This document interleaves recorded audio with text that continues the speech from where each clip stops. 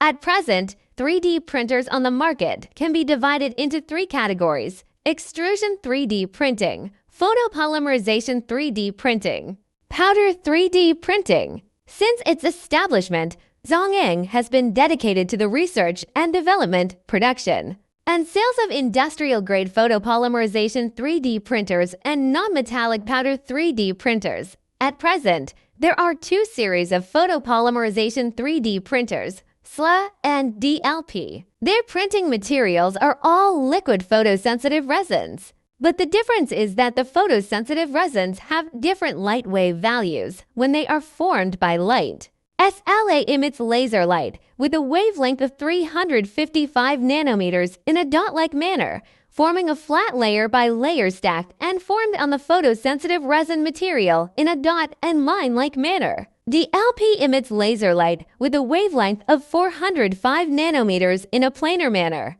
which is formed by stacking a layer by layer of light onto a photosensitive resin as a whole surface light shadow. Both SLA and DLP have the characteristics of high precision, making them very suitable for customers who need to produce high precision products.